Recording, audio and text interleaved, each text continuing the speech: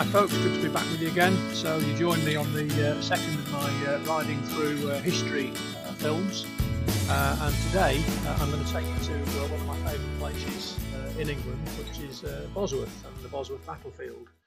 And again, most Brits will be familiar with the rediscovery of Richard III through historical and archaeological research. The body of Richard III was actually discovered. Where we're riding through now, the villages of Stoke Golding and Dadlington. Richard's body was brought on his funeral carriage through these little villages on its way to be reinterred in Leicester Cathedral, which took place in March 2015.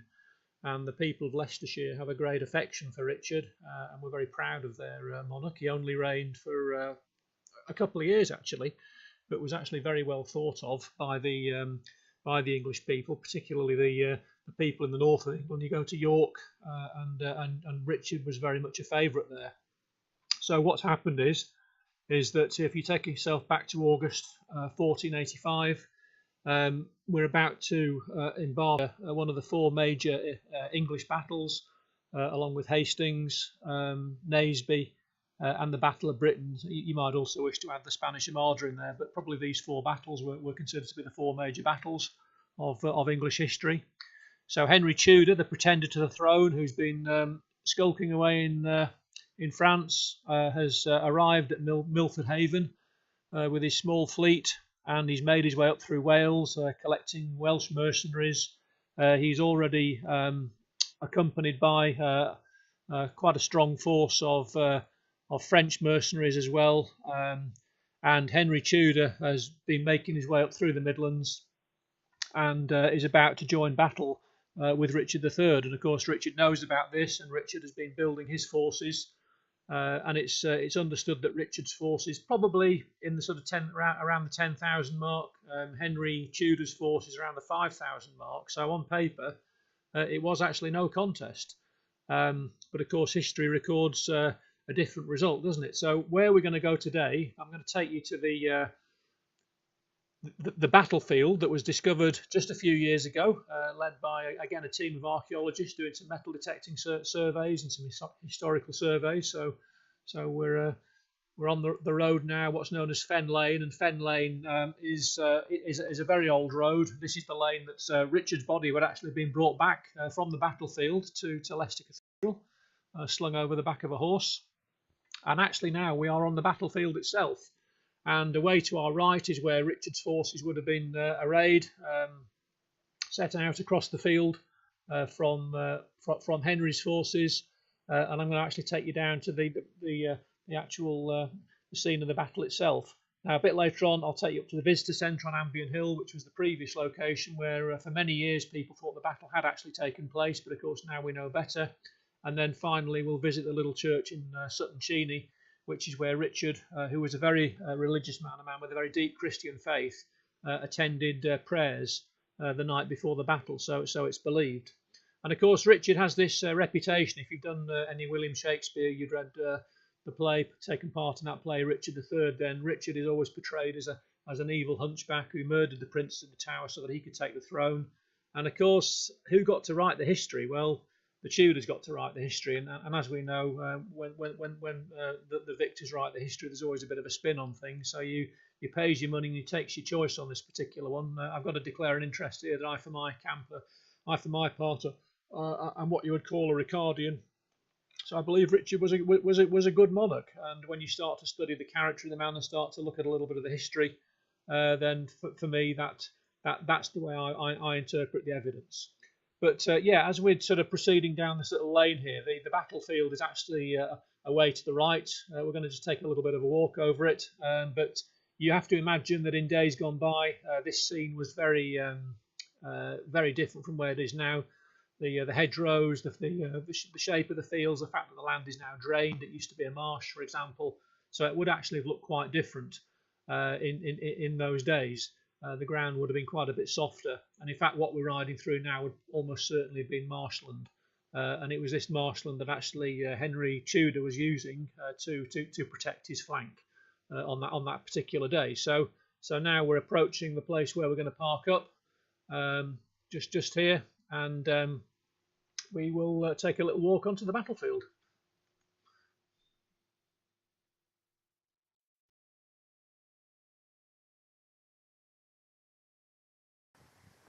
Okay, so here we see in front of us the site of the battle. So again, this hedge, I'm guessing, wouldn't have been here in those days, and certainly that little aeroplane over there wouldn't have been here. Sure, it would have been useful, but the bridge, technological bridge, too far. And as you see, we're sort of coming down here. I won't go too far, but just to give you a sense of the place. So we are on a public footpath, public right of way. But you can see down here there's a little stream, and this little stream is all that remains, I guess, of the marsh that used to be here. So I presume the stream has been cut relatively recently. Again, it's probably come in with the Enclosure Act, which is essentially when the British countryside was carved up for the benefit of the large sheep-owning landowners, rich aristocracy in those days. And you got the hedgerows and the ditches and the shape of the fields that we've had in this country probably for 250, 300 years or so, something like that. But essentially, if we look down this line, this is the field where there was a very significant metal detecting exercise. A guy called Glenn Ford, very experienced battlefield archaeologist, led the project over about 5 years or so. And what they actually found was, they found the largest concentration in this field of cannonballs and small musket balls, I think 33 pieces actually. But the star find, of course, which you might have seen in the press, was a little silver badge of a boar, and the boar, of course, was the emblem of Richard III and associated with the House of York, and that was found probably 150 yards from where we're stood now. So if you can imagine that Henry Tudor's forces are probably lined up somewhere over the left here, and probably going over past the aeroplane, probably past the farm. He had the smaller force on that day, something in the order of around 5,000 troops. He had come up from Milford Haven a few weeks before, coming up through Wales. His force was largely mercenary, also bolstered by Welsh troops. I think it was led by the Earl of Oxford, if I've got that right, if I can remember that. And Richard's forces actually were something in the order of twice as big, probably up to about 10,000 soldiers. And so, of course, the big surprise was that Richard actually lost. So without getting into all the detail of the battle, Ambient Hill, which I'm going to take you to in a few minutes' time, was where Richard's camp had been the night before. Probably 2 miles off in this direction, over across this stream here, and back up towards that high ground over that hedge. And of course, Richard had come down and essentially led a charge. He felt that the way to finish this battle was with honour. And if you start to read about Richard III, you'll understand that he was a very religious man. He had a very strong Christian faith, loyalty, and honour were very much part of who he was. He was very much appreciated by the people of York, by the people in the north, and it seems that when you start to get under this portrayal that Shakespeare has of him, if you've read the play Richard III, where you've got this sort of evil, twisted hunchback who murdered the prince in the tower, this was very much the sort of Tudor propaganda of the time. So again, you sort of pays your money and you takes your choice here. It depends which way you go, and of course the jury's out on this, and we may never know.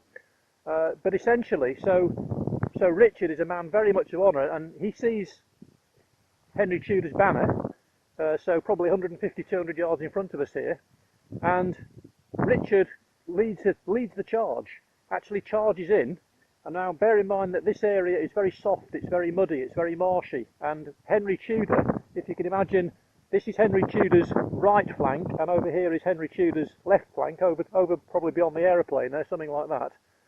And the whole idea of his right flank here was that it was protected by the marsh, and in fact, as a strategy, that worked very well, because of course Richard charges down, and in the melee, we don't know exactly what happens, but you can imagine it's very soft ground, you're losing impetus, and who knows what happened. We've obviously got no particular accuracy from that day, but only sort of fragmentary accounts, to the best of my knowledge anyway.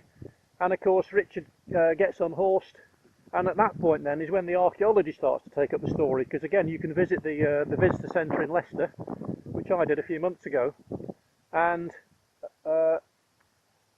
what's interesting, of course, then is that we now understand through battlefield archaeology, through the various experts in skeletal remains and battlefield injuries and battlefield weapons of that medieval period, we can actually understand how Richard died. And he has something in the order of about 10-12 different wounds, and of course the fatal wound that he received was essentially when he got the back of his head sliced off. So again, go online, you can find out all about that.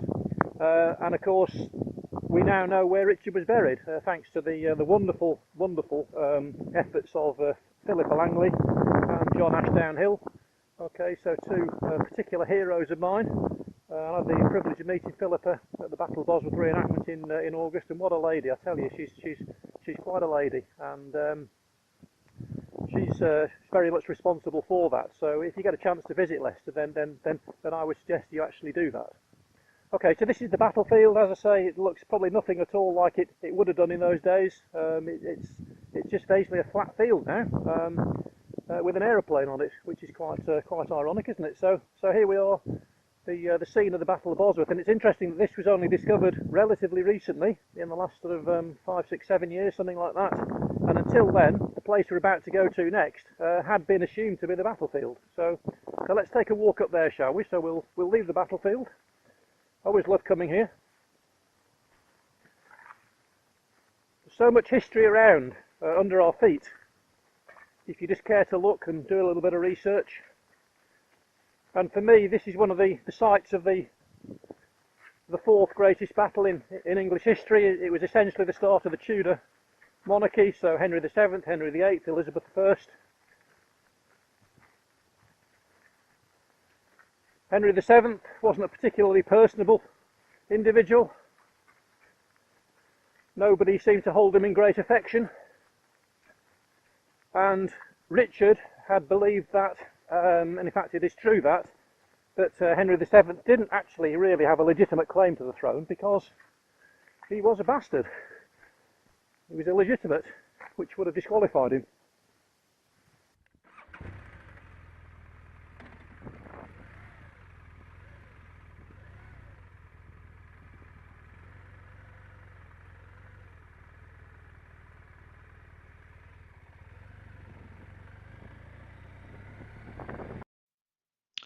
Right, so we're riding back up the way we came now. So if you can imagine, the battlefield is on our left-hand side, actually directly in front of us, over the road we're about to join, Fen Lane, would have been where Richard III's forces would have been arrayed.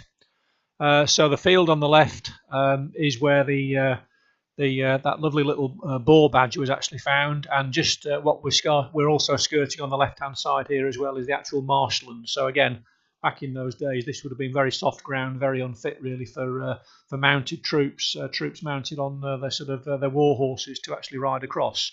And as I mentioned just now, this is where Richard's end was found, because essentially his horse actually did get mired in that soft ground. So we're approaching Fen Lane, okay, where we're going to take a left, and we're going to ride down. Essentially, this would have been right in the heart of the battlefield, really. So if you can imagine now, on that field in front of us, the other side of that hedge, is where Richard's forces would have been arrayed. It's believed, although it's difficult to actually sort of state that with any degree of certainty, but it does seem a sensible place where they would have been. And we're now sort of taking the line more or less where Richard would have crossed. So again, the battlefield now still on our left. And as we proceed along Fen Lane, so the battle's raging all around you. Imagine this time in August 1485.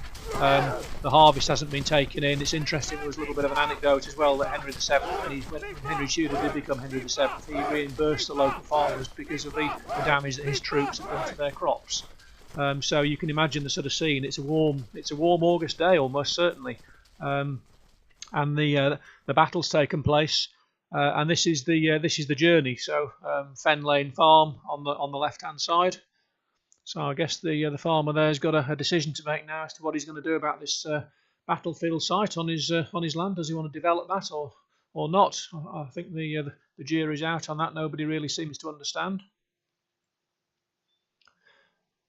And proceeding down this lane, this is the lane along which Henry Tudor would actually approach the battlefield the day before. So this is where he would have he will have come along.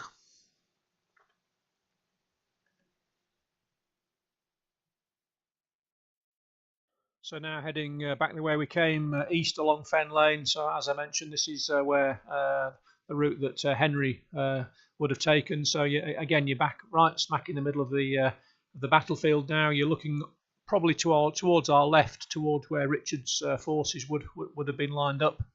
And interestingly, during the battle, of course, Richard got separated from them because he just spotted the fact that Henry Tudor was alone by himself with just a small group, and decided to do the heroic thing.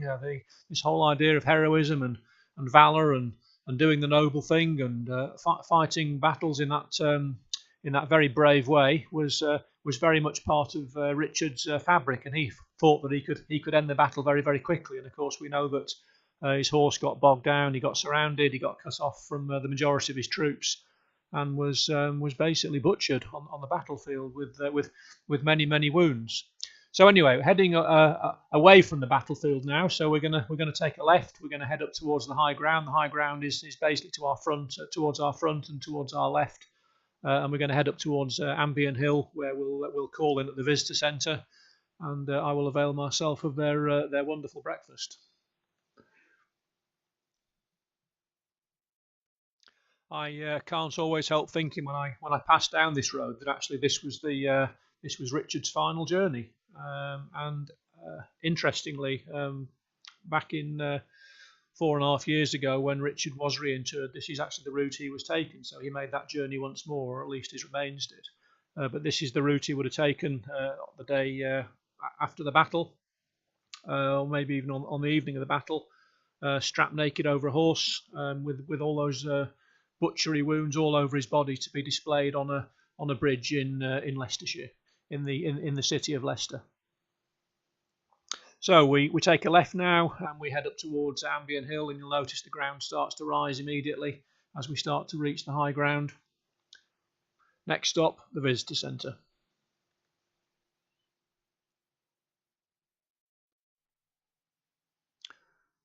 We're just approaching a little meadow on the left-hand side, where for many years, again, this was thought to be the scene of the final death, the final battle of Richard III, just in this little field on the left-hand side here. There used to be a tall stone that used to mark that scene, but of course now we know better. So here we are skirting around the base of Ambient Hill. We're about to turn up to the visitor centre, which I have to say a very strong recommendation if you're in the area on 2 wheels or even on 4 wheels. Actually, the site of an excellent breakfast as long as you're there before 11:30. So I'll give them a shout out for this, but you always get a 5-star reception here, and well worth the drop in my humble opinion.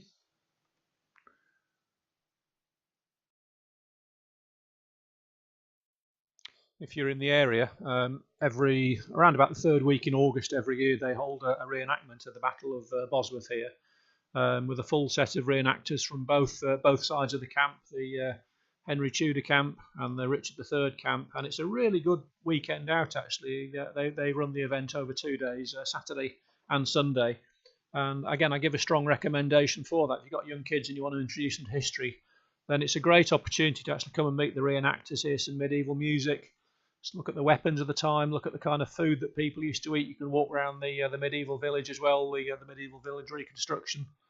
And here we are coming up Ambient Hill. The visitor centre is right in front of us. Really nice centre. It was refurbished a few years ago, and it's been brought up to a wonderful standard now. It's got a really nice restaurant here. It's got a nice little shop where you can buy lots of historical stuff around the Wars of the Roses, Richard and Henry Tudor. So again, I would give a a very strong recommendation if you are in the area. Come and make the effort and come and have a visit. So let's go and get that breakfast.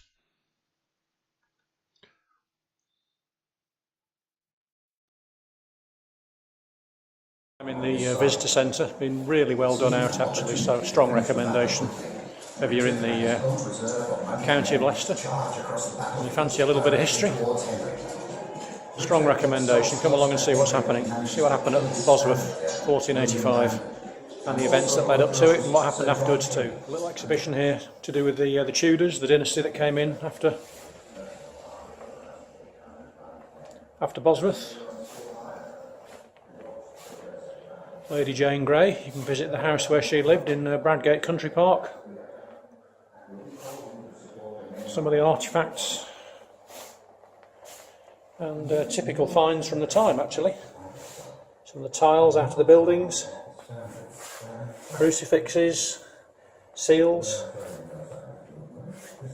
coins and jewellery. Takes you back to that time. And here we've got a bit of a display on actually finding the battlefield itself. So this is the landscape that we were riding through. You can see here the medieval field patterns and the pattern from the marsh. We're taking core samples there to actually find out where the marsh was and try to understand that. And then the metal detectorist got involved and found these lead balls, some of the earliest cannonballs to be fired, and as I said, the biggest concentration of lead artillery pieces that actually came out of any medieval battlefield. So I think 33 pieces actually. And as you come to the end of the exhibition, I mean, you can spend, I'd say, a good hour in here. And here's the Bosworth bore.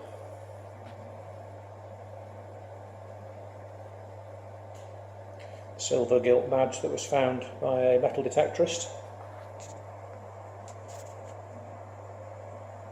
Imagine what a find that is, beautiful find. Almost certainly worn by one of Richard's officers at the battle and lost at the battle. And then the nice thing about the exhibition then is you get a chance to vote. Are you a Ricardian? You think that Richard was mugged? Or this chap over here? Henry Tudor became Henry VII, brought in the Tudor dynasty.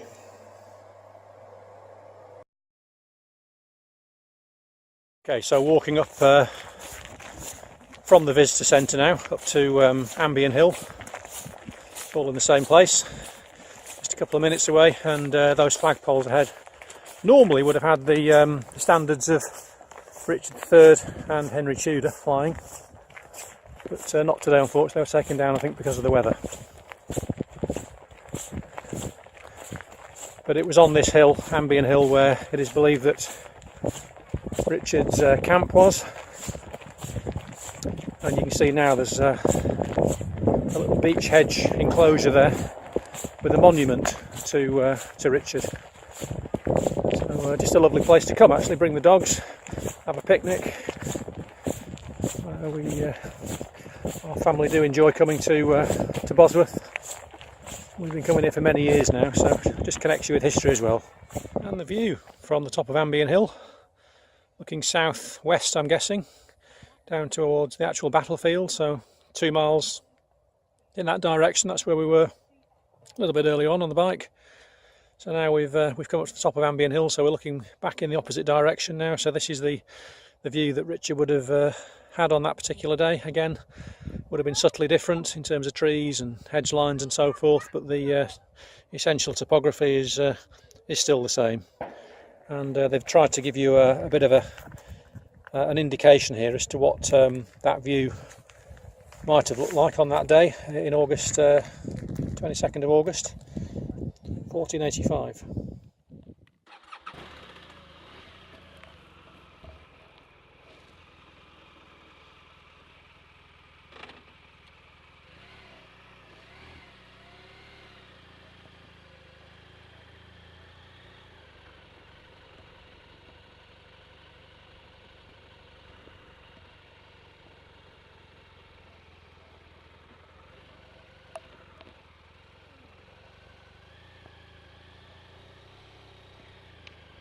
Okay, so descending Ambient Hill now, and we'll go and visit the church where it is believed that Richard III prayed on the night before battle, the night before his death. As I say, he was a man of a very strong Christian faith,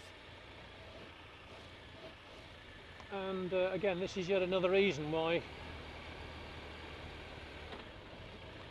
many believe that he couldn't have performed the murder of the prince in the tower.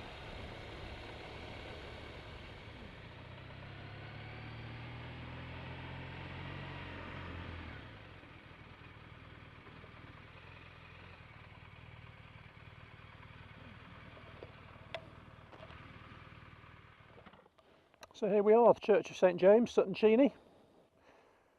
Very old church.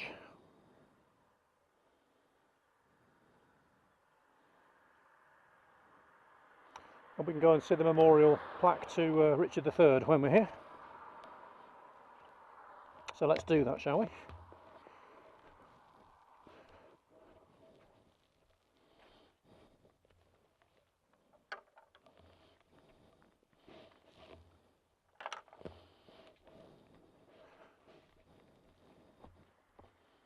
Say hello to the horse on the way up.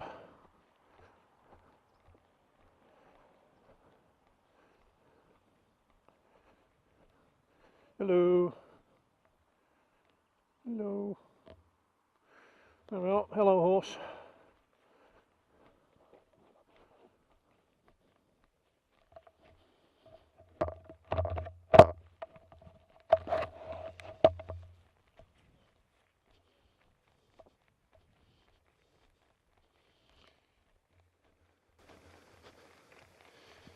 People remembering those fallen. And that's why we're here today as well. To remember Richard III and commemorate his memory.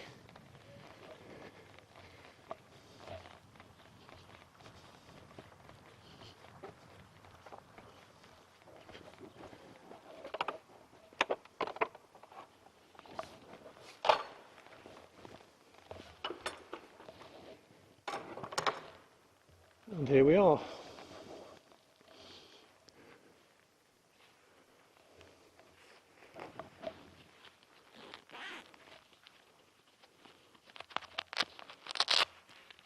Here's the plaque, which was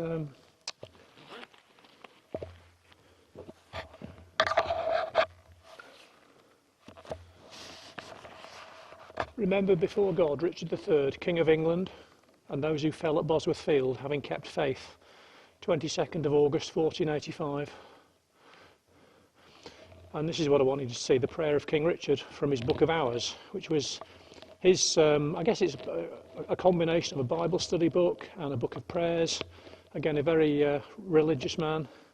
And he says, "Most merciful Lord Jesus Christ, as thou didst wish to relieve those burdened with sore afflictions, to redeem the captives, to free the imprisoned, to bring together those who are scattered, to restore the contrite in heart, to comfort the wretched, and to console those who grieve and mourn, deign to release me from the affliction, temptation, grief, infirmity, poverty, and peril in which I am held, and give me aid. Extend thine arm to me, pour thy grace over me, and free me from all distresses and griefs by which I find myself troubled." Now it's interesting, I won't read the whole prayer because you can see it on the video, but the words of a man like that, is this the man who could actually kill two young princes? I don't believe so. I made a lifelong study of the Bible.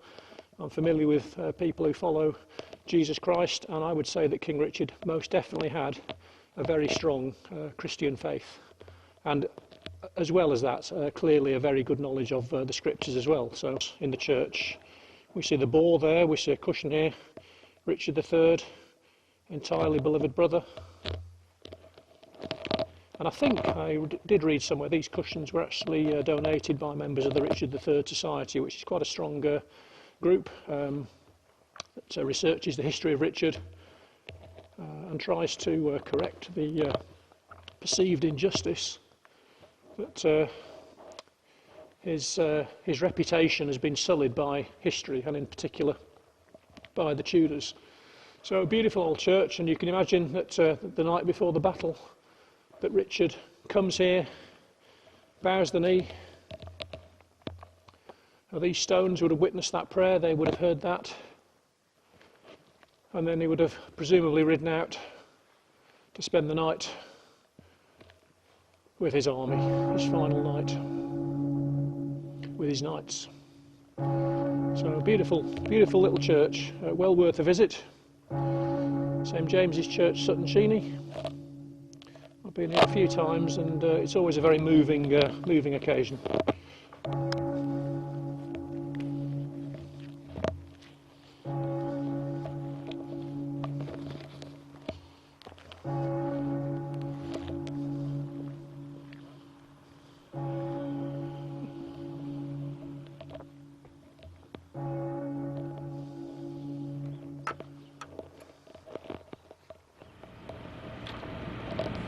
Well, I hope you enjoyed your tour around Bosworth battlefield. Give you a little bit of an appreciation. So not intended to be a historical masterclass, but just to give you a sense of the geography really and what's available.